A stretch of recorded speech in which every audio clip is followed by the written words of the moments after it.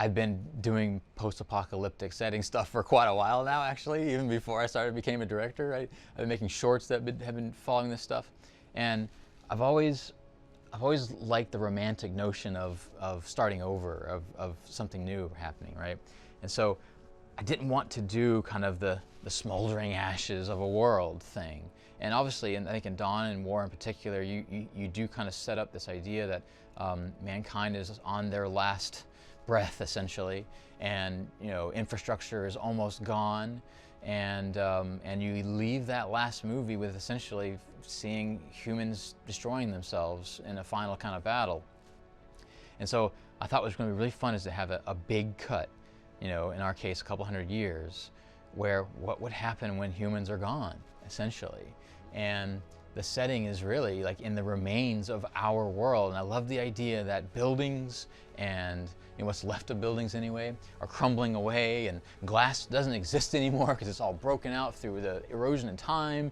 And I love the idea of just, the world is transforming back into this landscape, essentially. And so we were going to start the movie that way too, where these mountains that we find a bunch of apes climbing, they're actually buildings, but they're overgrown with trees, whole giant trees that are growing out of these things, and it creates these really kind of beautiful to look at, but also kind of haunting underneath this sort of memory of what our greatness, humanity's greatness. It's probably the first or second audition tape I saw was Owen Teague.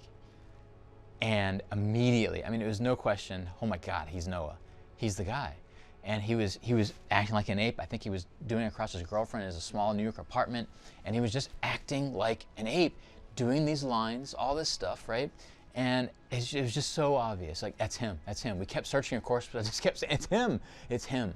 And Owen's just a delightful guy. He's super nice, super innocent, the hardest worker you could possibly imagine. I mean, the movie really, he carried the movie on his shoulders through the movie. He set an example for all the actors in the movie and how to kind of go about doing this role in a very hard, tough shoot.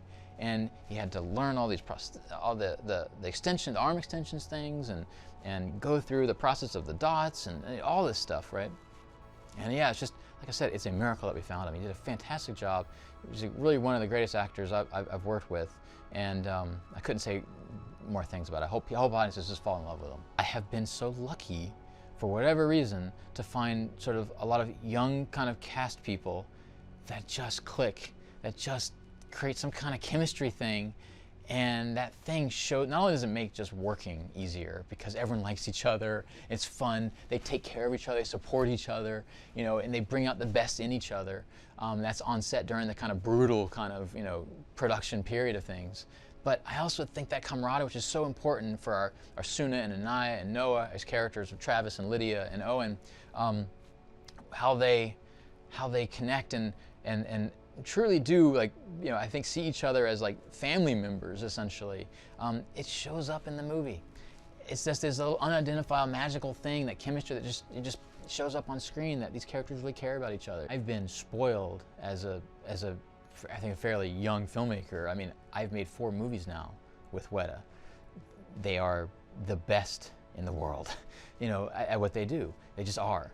I can't say how humbling it is to work with people that are the best in the world at what they do. It's absolutely just a thrill every day to see the stuff they do. They are true artists. They are not just, computer tech nerds. People don't totally appreciate the artistry and sort of storytelling, filmmaking, craftsmen that these people at Weta are.